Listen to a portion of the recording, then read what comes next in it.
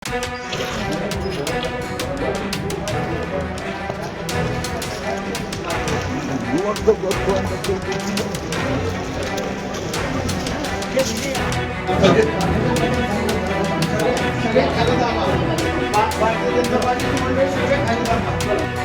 आणखीन वेगळा आंतरराज्य जन्म नोंद जन्म प्रमाणपत्र घोटाळा समोर आला आहे.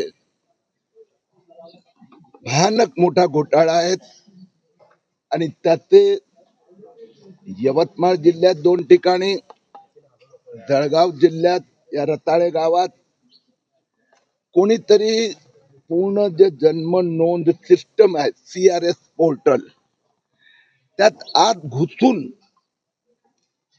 या इथे जनसंख्या 17 आणि जन्म नोंदणी नोव्हेंबर डिसेंबर 2025 मध्ये हॅक करून 4900 ची जन्म नोंदणी.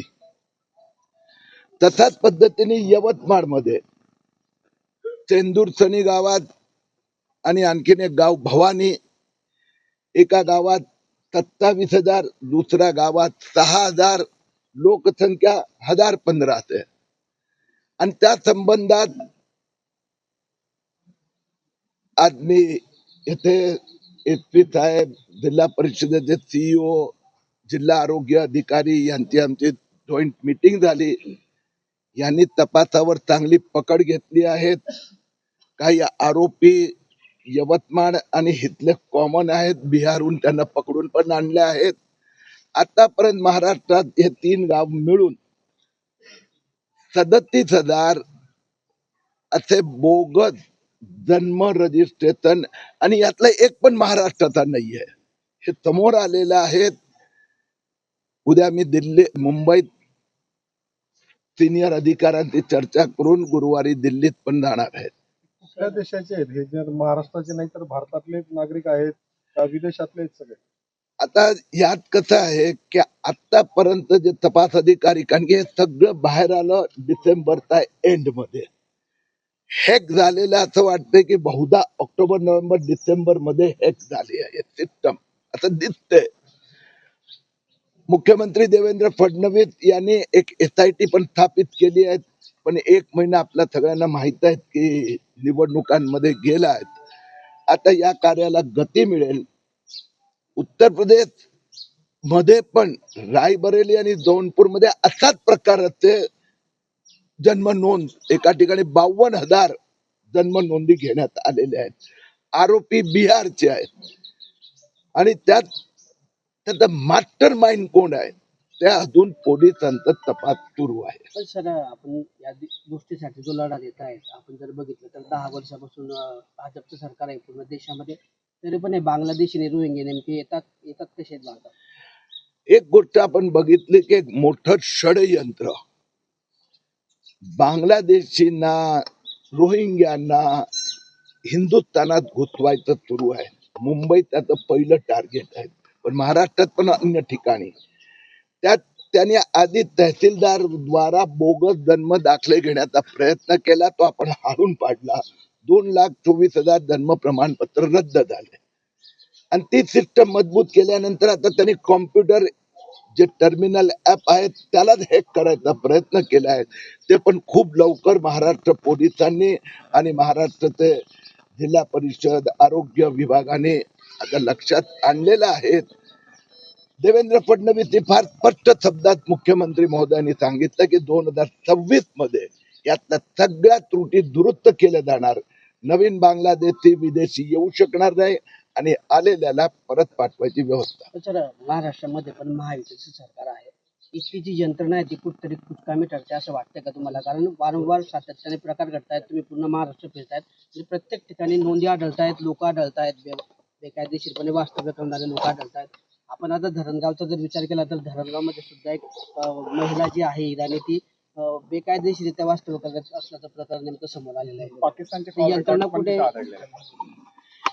ही गोष्ट खरी आहे की देशाच्या सुरक्षेसाठी एक चॅलेंज आहे, आव्हान आहे. आणि खूप मोठ्या प्रमाणात पैसा आपल्याला माहितच आहे. नोव्हेंबर 2024 विधानसभा इलेक्शनच्या काळात मी मालेगावमध्ये 118 कोटी रुपये पकडून दिले होते. तर एका बाजूला विदेशून पैसे येतात, विदेश आणि ह्यात पण मोठे मास्टर माइंड आहेत. त्यावेळेला महाराष्ट्र सरकारने अधिक जागृत राहावं लागणार, सुधारणा करावी लागणार आणि यासाठी SIT बनवण्यात आली आहे. आधार कार्ड पण बोगस बनवले जातात. केंद्रीय गृहमंत्र्यांनी ती सिस्टम पण सुधारण्याचा प्रयत्न केलेला आहे. अधिक प्रयत्न करण्याची गरज आहे. स्थानिक काही कनेक्शन समोर आलं या सगळ्या घटना? आता ही जे आत्ताचा जो नवीन घोटाळा आहे तो डिसेंबर एंड मध्ये हातात आला आहे आणि मी सांगितलं अजून एकच महिना झालेला आहे. तर पोलिसांची चौकशी सुरू आहे. आपण जरा एक महिनाभर वाट पाहावी लागणार. सर जो आरोप पकडला आहे त्याने आता यवतमाळमध्ये पण केलेला आहे, दिल्ली जळगावच्या पण अशा देशभरात अजून किती ठिकाणच्या केल्या काही माहिती मिळाली आपल्याला? आता चौकशी सुरू आहे. 12 लोकांची नावं आरोपींची समोर आली आहे, काही हातात आले आहेत. मला वाटतं इन्व्हेस्टिगेशन संबंधात पोलीस पण एवढंच मला सांगतात आणि तेवढंच मी तुम्हाला सांगू शकतो. जास्त इन्व्हेस्टिगेशन मध्ये बोलणं जरा आणि खूप मोठं आणि इट कुड बी इंटरनॅशनल आंतरराज्य तर लक्षात आलंय. कारण की आतापर्यंत 1 लाख नावं समोर आलेली. हे 1 लाख नावं आली कुठून? वेगवेगळ्या ठिकाणची आहेत. ती आणणारे माणसं कुठून? त्यात एक पण माणूस प्रत्यक्ष नाहीये, दिसत नाहीये. याचा अर्थ आहे खूप मोठं षडयंत्र आहे. It could be international also. जिल्हा आरोग्य अधिकाऱ्यांच्या तक्रारावरून आम्ही परवाला पोलीस स्टेशनला एक FIR नोंद करण्यात आलेला आहे. ते FIRचं फॅक्ट अशी आहे, रताळा ग्रामपंचायतमध्ये एक भटपुरी गाव म्हणून ज्या गावामध्ये लोक राहत नाही, उजल गाव आहे, त्या गावाच्या नावाने कोणतरी 4,907 बर्थ सर्टिफिकेट जनरेट केलं.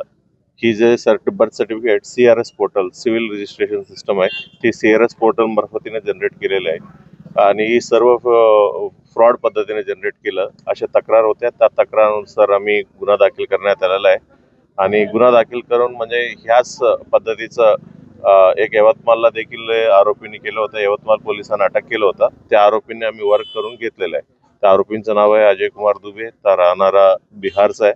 त्यांना आम्ही ताब्यात घेतलं आणि ताब्यात घेऊन त्यांचा तपास चालू आहे आणि तपासामध्ये त्यांनी किती तयार केलेलं आहे, कधीपासून तयार केलं, याचाही सर्व गोष्टी आमचा तपास चालू आहे आणि त्यांनी त्यांनीच केलं म्हणून ही तरी कबुली दिलं. बट नेमका ही जे बर्थ सर्टिफिकेट कशासाठी त्यांनी तयार करून घेतलं, ही काय फेक आधार कार्ड तयार केलं का किंवा पासपोर्ट तयार केलं का, ही सर्व बाबतीत आमचा तपास चालू आहे. एकदा तपासात काय पुरोगती भेटली की आपल्याला आम्ही अपडेट देऊ. आम्हाला 10 दिवसापूर्वी यवतमाळ जिल्ह्यावरून एक टीप मिळाली होती की भाटपुरी नावाचं उजाड गाव आहे पारोळा तालुक्यात, तिथे काय फेक बर्थ सर्टिफिकेट जनरेट झालेले आहे. मग आपण एन्क्वायरी इनिशिएट केले तर आम्हाला आढळलं की 4,907 इतक्या नोंदण्या बोगस त्या गावात झालेले होते. मग लगेच आपण शासनाला कळवलं. तिथून कळवल्यानंतर आम्हाला अथॉरिटी लेटर आलं की हे 4,907 नोंदणी आपण रद्द करू शकता आणि FIR ही पॅरलली आपण रजिस्टर करा. मग FIR रजिस्टर केली गेली आणि 4,907 नोंदण्याचं पंचनामा केला गेला आणि आजपासून त्यांना रद्द करायची प्रक्रिया सुरू झालेली आहे.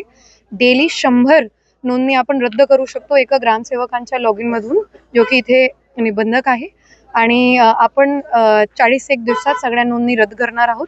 आज किरीट सोमय्या साहेबांनी सुद्धा याचा पाठपुरावा घेतला आणि त्यात त्यांनी सांगितलं की प्रीएम्प्टिव्ह आपण काय करू शकतो. म्हणजे हे तर टीप मिळाल्यावर आम्हाला माहीत मिळालं, पण असे किती उजाड गाव आहे त्यात काय नोंदण्या झालेल्या आहेत का किंवा नॉर्मल गावात सुद्धा लोकसंख्यापेक्षा जास्त नोंदण्या आहेत का, त्याची एक मोहीम कॅम्पेन स्वरूपात आपण जिल्ह्यात सुरू करू.